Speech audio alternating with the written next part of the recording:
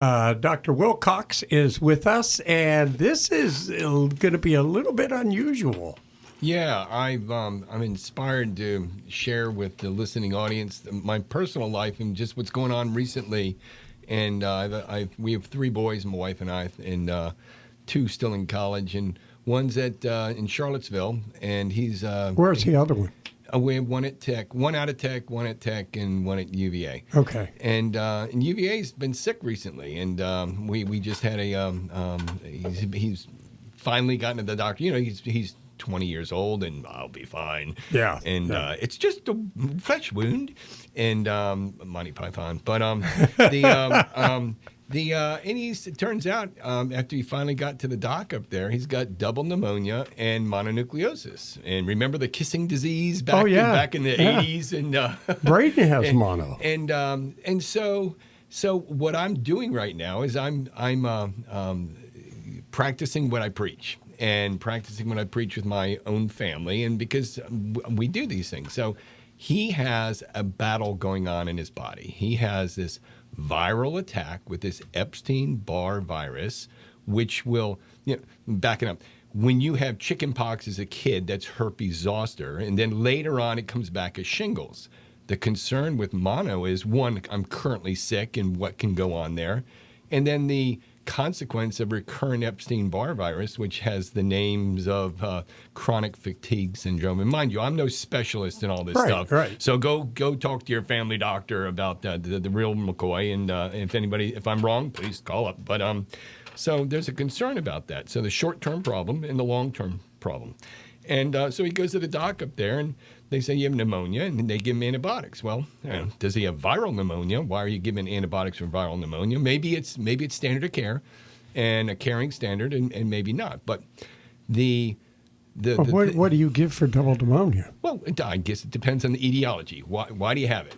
And you don't throw water on an oil fire on your grill, right, on your stove, and so I'm not saying I want to get away from the treatment of that itself. And the fact is, there's a battle being lost. Ukraine is losing a war, and U.S. is giving arms to them so they can fight this battle. Our body is in battle constantly, and we have to have an immune system that can evoke a response to win the battle. Okay. So what do? You provide arms you provide tools, weapons for your body, your immune system. You have two types of immune systems in your body, and one's an innate one, and another one is a secondary one. And you got to go do things to help your body with this. COVID has shown us so much about all these different things you can do. So I'm trying to have my son listen to me so I can run up there after work today and provide him with a laundry list of things, and so you can vitamin D, hormone D. Okay, you need some D, and I'm not saying this is a treatment plan for anybody out there, but the fact is, you just start using weapons. The more weapons you have in your quivers, and the better you can fight things, and there's these immunoglobulins and these SPMs, and you can use, we talked about mushrooms in the past, some turkey tail mushrooms and some other mushrooms that upregulate your immune system. There's plenty of over-the-counter immune modulators. Now, mind you, he's in the hands of traditional healthcare.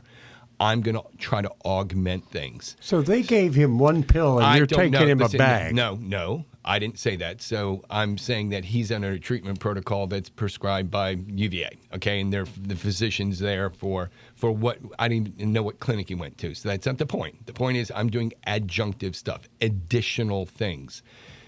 The bringing of ozone up there, activated oxygen. You percolate it in your ears, and it gets around in your body. We use it all the time for retroorbital pain and whatnot, and it fixes things. We've had, you're putting oxygen in a half in the body, and it has its whole cascade of wonderful things that happens to kill bugs. You're putting it in through the ear. Yeah, it's called ear insufflation, and it's just a passive introduction of ozone into a cavity, and it flows in and flows out.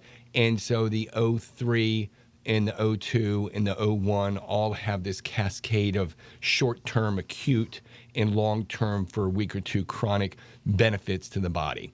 You're oxidizing things, and you're actually creating some long-term things called lipid peroxides, hydrogen peroxide, lipid peroxides. Okay. And so what else is in my potential bag of tricks for him? CBD in the right form. There's so many wrong forms of CBD. There are, yes. But we have an endocannabinoid system in our body. We have these receptors in our body that have been unconsidered. And I think it was unfound until 1991 or something like that, and recent as time goes. And this guy found, some researchers, who they were, found this receptor system in our body that has, you have a key. You can try 50 keys in a lock, and you finally find the one that works. Yeah. Well, there's receptors with the keys, and the keys are these cannabinoids, and they're found in many things. They're just found more in the hemp-related botany on this earth. And so it helps. I like to tell people in quick summary, there's the beer you can get called IPA. If you have two of them, it's IPAs. So it's inflammation, pain, anxiety, and sleep. And so he has inflammation, and anxiety causes stress, and his body's I'm not saying he's going through anxiety stuff, but inflammation, pain, anxiety, and sleep. It helps with that. And there's different formulas you can get, and you're wise with the CBD. All right. Is he going to class? He's trying to. Because between double pneumonia and mono, you're talking about taking the energy totally out of your body. Right. And this has been going on for weeks for him. Has it really? Yes. And he's finally, that this is a problem when you have a 19 to 20-year-old itis. It's like, I'll be fine, so you don't think he learned that from anyone, do you? I have no idea. Yeah, okay. And, I just thought I would ask. So things you can bring up there: pulsed electromagnetic fields. I'm going to throw them in the back of the car and bring this up there to magnets, on, off, on, off, on, off. It just gets things moving. His body is undercharged right now, and you introduce charge. And magnetic fields are used throughout innovative healthcare, from brain tumors to everything else right now. And so the world is becoming aware of these things. Light, photobiomodulation. It's going on everywhere. Everyone's got these red lights and near-infrared lights and whatnot. You bring that to the body. You help upregulate the mitochondria, and the mitochondria are the powerhouses of the cells. He needs to shed himself of the weak cells in his body. And so if you have a football team, you want to have the best football team out there with the strongest, most agile players. And if you have a bunch of crippled and weak people who can't win a game, well, you get cells that way that need to go through what's called autophagy. So there are white blood cells that are stronger and weaker. There's cells throughout your whole body. Everything in your body can be stronger or weaker. And you have a good version and the bad version. We're constantly fighting off cancer in our body. Constantly. They have these NK cells, natural killer cells. And we're constantly fighting them off. And it's just the cancer happens when the zombies come over the wall and they overwhelm your natural defense system. And then 2 becomes 4, becomes 8, becomes 16, and so on and so forth. So back to, okay, I'm an eye doctor. We do these things in my eye doctor world all the time. And it applies. Your eyes are just part of your body. Your eyes are your brain, right? And we all discussed that. 60% of your brain or so is related to eyes, and the body circulates. We want to get good stuff into the gut through the skin. Things can be injected in the body. How do you get these things into your body? You can have these fields pass through and into your body. And I want to have my son accept the reason for me to drive 2.5 hours up there and do something and kind of come back and leave him with some things. But these are things we offer patients all the time when it comes to losing their sight in different versions. Just curious, is he going to be open to your suggestions? Well, it depends on which version I get him when he wakes up, And and that's true but see, the thing is, this is a microcosm of the macrocosm. Whether it's within ourselves to try to lose some weight, quit smoking, whatever it is, or within a patient, a client, a subject, to accept what you're, quote, selling or offering. And even within your own family, the people who are going to have different opinions on health and wellness. And so I am always beating the drum of nothing's being shoved down anybody's throat. Alternative ideas are presented to people, and it's down to the root cause. I say woulda all the time at the office. As and part hold on, of woulda, so I don't leave that one hanging, is why do we do what we do? And if you sit here and go, why do we do what we do, which is kind of the Socratic method of thinking, if you can ask why and get an answer to your why, then you haven't gotten to the root cause. And so if you go woulda with everything you do, then you, if you can't, if that's, you find the foundation of something and then you work up from there. As part of, I totally lost my question. As part of your recommendations to your son, is part of that to not take his prescribed medicine? Absolutely not. And don't make that implication. That's not the implication. I know you're being, No, I'm querying. being serious. No, I just don't know. I'm celebrating everything that can happen. It's an adjunct. It's an addition to. Okay. And so. And so we can all do these things, and we get to choose. I have the diabetic who comes in. I hear it all the time. They have diabetic retinopathy. They have hemorrhaging in the eyes, or any level of from 0 to 100% of a problem. And when they're losing their sight, their toes hurt, their fingers hurt, and yet they still drink soda. You're going, I can tell you that you shouldn't do these things. And yet they still can do it. Well, only take one a day. And it's like, and so we all have this struggle within ourselves and among ourselves in order to attempt to achieve the wellness or recovery of health when we lose it. And it's more few and far between who are really commit to doing things to turn the war in your favor, the war against these viral infection, bacterial, whatever it is, and autoimmune, and go from there. May I ask what your three sons have majored in or are majoring in? One was philosophy and history and in English, and he's working in physical securities. The other's building construction, and the other one's the one at UVA is biochem. Okay. And so, yeah, they get all their brains from their mother.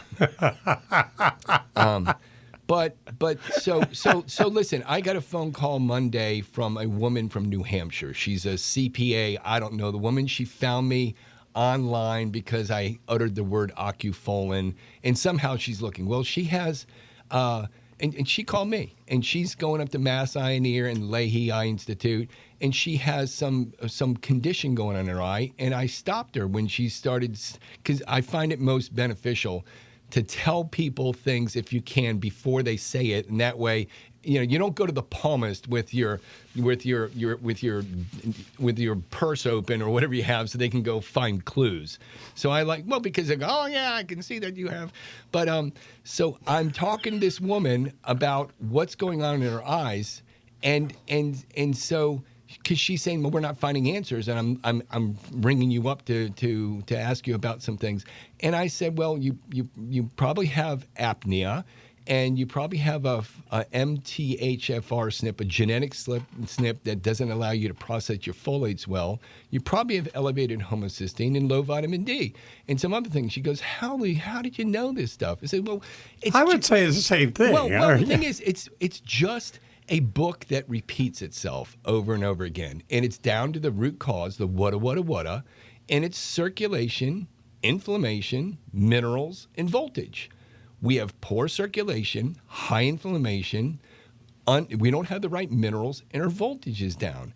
And it's a little moniker I have about what can we do. So what am I offering patients? Eye care, macular degeneration, glaucoma, my son, is let's work on your circulation, let's work on your inflammation, let's work on your minerals and your voltage. And people need to work on their STDs. You go, oh, STD, what do you mean? Stop, take, and do. You got to stop stuff, take stuff, and do stuff. And that, when you sit down, you go, I think he's got it pretty right down to the root cause. Yeah. And then you got to build up from there. And it doesn't mean it's easy, and it doesn't mean it works all the time. But it's a good way to have a great batting average for health. I got to stop you. Dr. Wilcox's office is down at the Point. He does do glasses. He does do contacts, and he does not say you've got to do this. He may offer suggestions to you, but he's got the ideas, and we got to go, Doc. Hey, great. I hope your son's okay. He will be. He will be. And he's a much more fantastic chance of being better with more weapons. But this has been going on for a couple of weeks, and you just found out? No, we kind of knew about it. And but, he's giving out little eyedroppers of information. And he's talking on the phone like Rocky Stone. You know something's going on. But if I want to get the real scoop, I have to talk to my wife. And I can't say I love him the most because the wife would kill me because I'm his mother. And my boys are very blessed to have their mother as their mother. So. Doc, we'll see you next time. Very well. Dr. Wilcox, everybody. You want used cars? Automax is used cars. Automax of Gloucester